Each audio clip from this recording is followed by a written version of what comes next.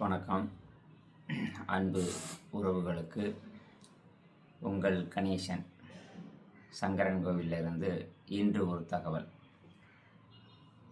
தினசரி இன்று ஒரு தகவல்னு நான் இதில் போடுறதில் ஒரு சில பேர் டெய்லி பார்க்குறவங்களுக்கு இதில் கருத்து பிடிச்சிருந்தா பாருங்கள், இல்லைன்னா பார்க்க வேண்டாம். பார்த்து விட்டு டைம் வேஸ்ட் ஆகிவிட்டதுன்னு நினைக்க வேண்டாம். இதுதான் எனக்கு தெரியும் அப்படின்னு சொல்லி தவறான கமாண்டுகளையும் நீங்கள் பண்ண வேண்டாம். ஏன்னா இதனால் மற்றவங்களுக்கு மன உளைச்சலாக இருக்கும். அதனால் நான் தினசரி வீடியோ போடுவதற்கு காரணமே, இந்த காணொலியை நிறைய பேர் பார்த்து விட்டு தினசரி நிறைய சப்ஸ்கிரைப் பண்ணுறீங்க, நிறைய பேரை பண்ண சொல்கிறீங்க. அதனால தான் எனக்கு டெய்லி போடணும்னு தோணுது. அதனால் உங்களுக்கும் நன்றி.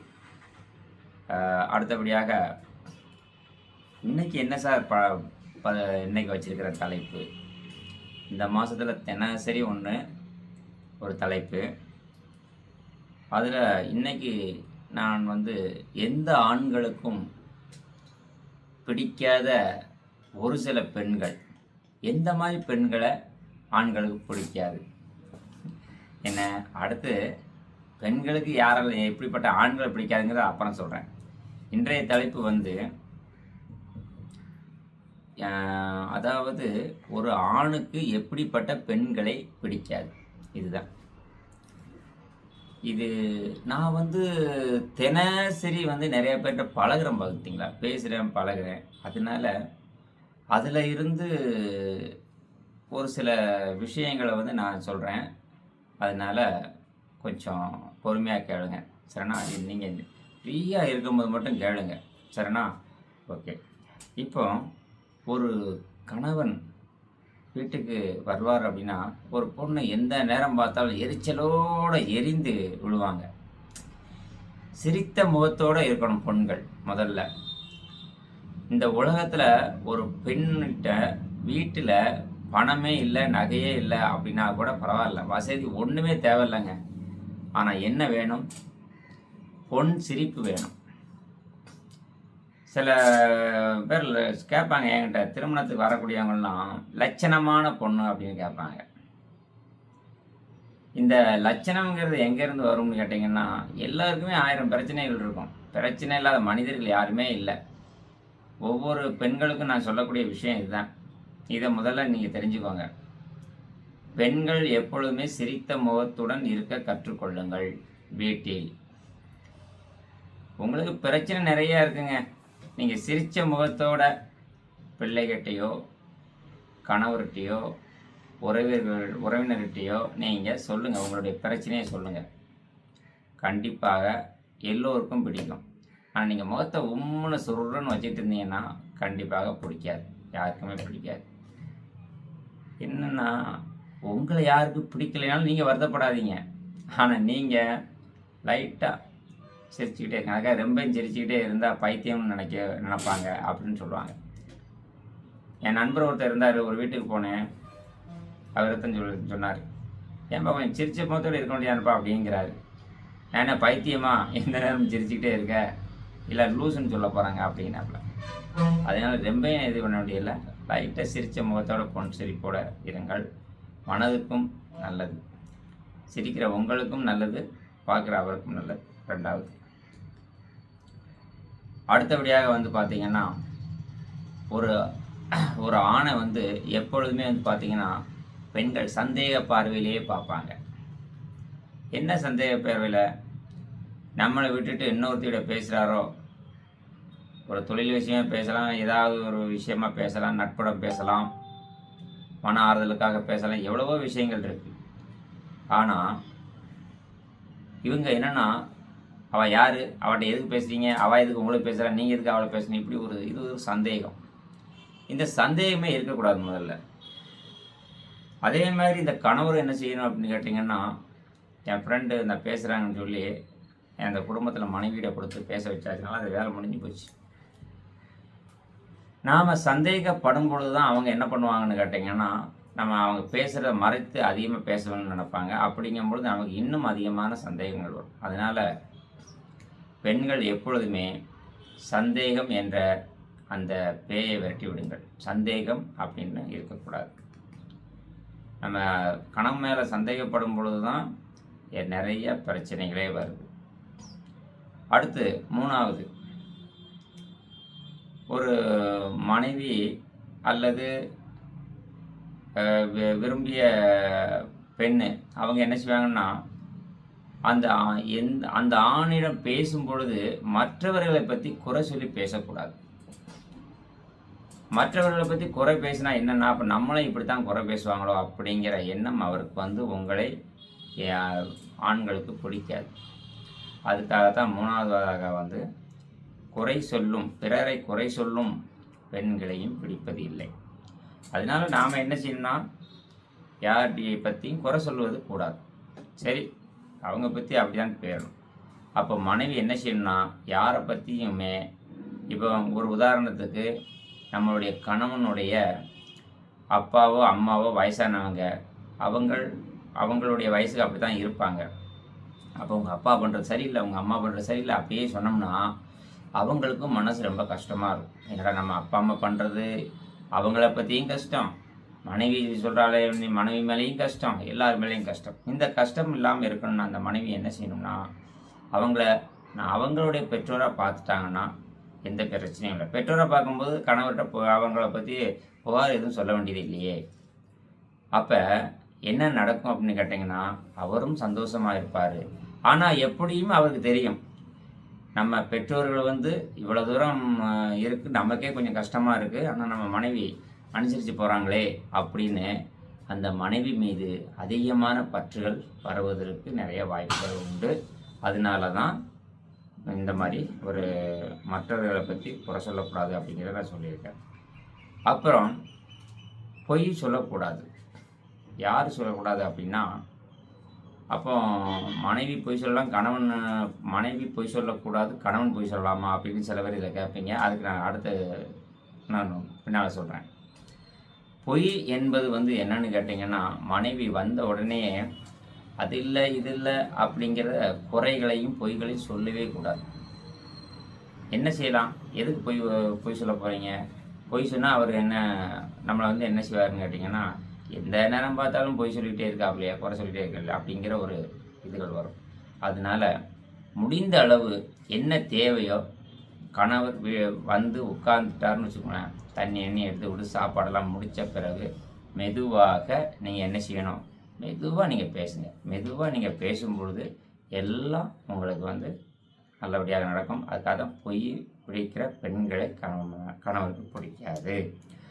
அடுத்து பார்த்திங்கன்னா, இன்னும் நிறைய விஷயங்கள் இருக்குது. சில பெண்கள் பார்த்திங்கன்னா, அடிக்கடி இப்போ கணவருக்கு ஒரு 10 ட்ரெஸ் தான் இருக்கும்.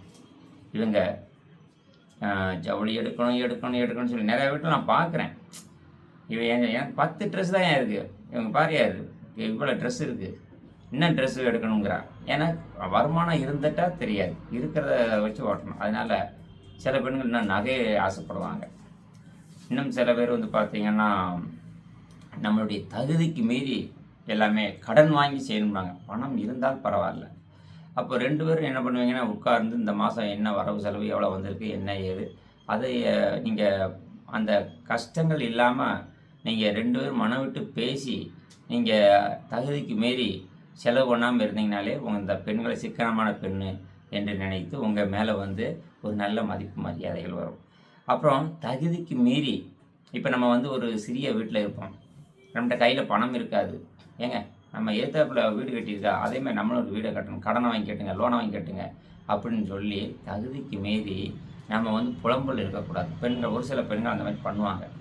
அப்போது அந்த கடனை நம்ம கட்டுறதுக்கு இருக்கிற வீட்டையும் நம்ம இழந்தக்கூடிய சூழ்நிலை நிறைய பேர் நான் பார்க்குறேன். அதனால் அது ஒரு விஷயம் இருக்குது. அடுத்தபடியாக தகுதிக்கு மீறிய நம்ம பிள்ளைகளை பார்த்திங்கன்னா, கவர்மெண்ட் ஸ்கூலில் இப்போ நல்லா சொல்லிக் கொடுக்கத்தான் செய்கிறாங்க.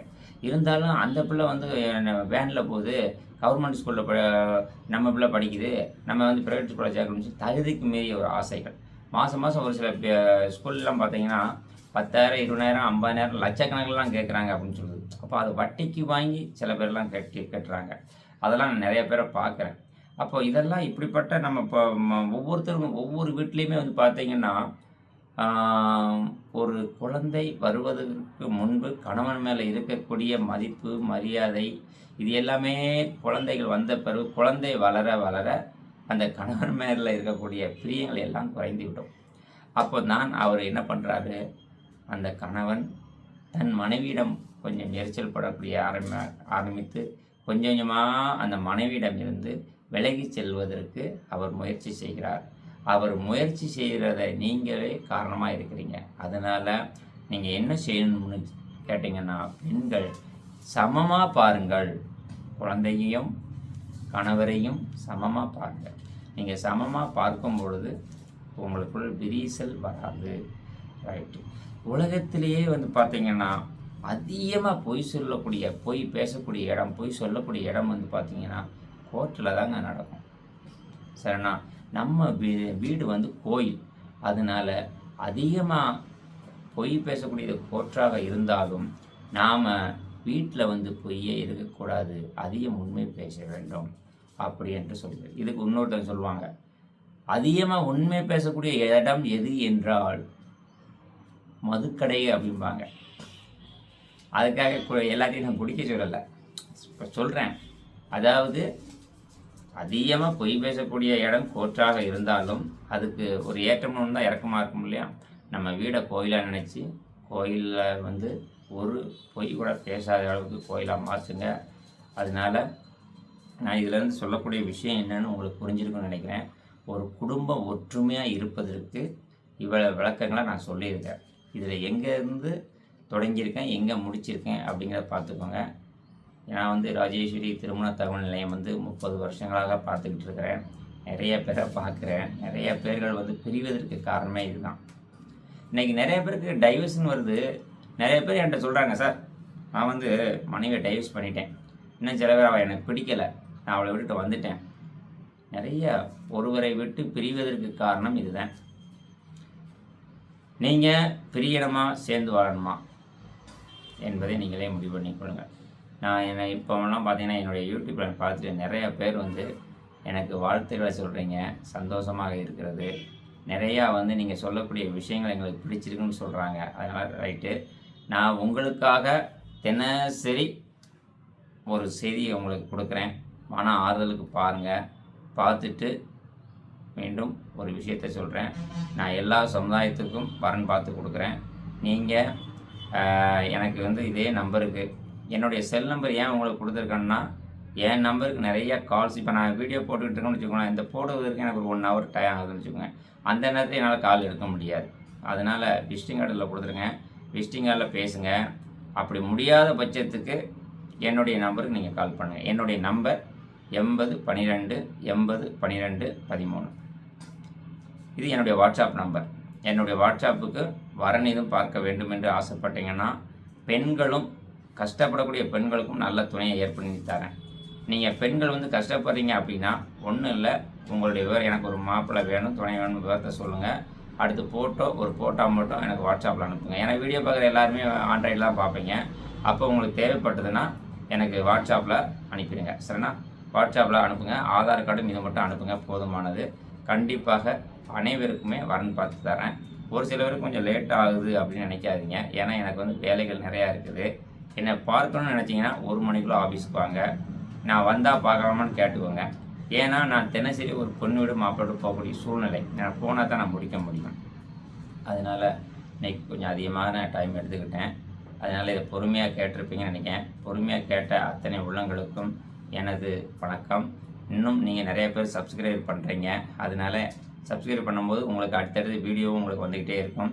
எனக்கும் அடுத்தடுத்து பார்த்துட்டு போகணுங்கிற தோணுது. அதனால் இன்றைய பொழுது நல்ல நாள் ஆகட்டும். அடுத்து இன்று ஒரு தகவல், 6/4/26 திங்கட்கிழமை. இன்றைக்கி பார்த்தீங்கன்னா பரணி நட்சத்திரத்துக்கு சந்திராஷ்டமம், நல்ல சுபமுகூர்த்த நாள். எல்லோருக்கும் ஆசி கிடைக்க வாழ்த்துக்கள். நன்றி.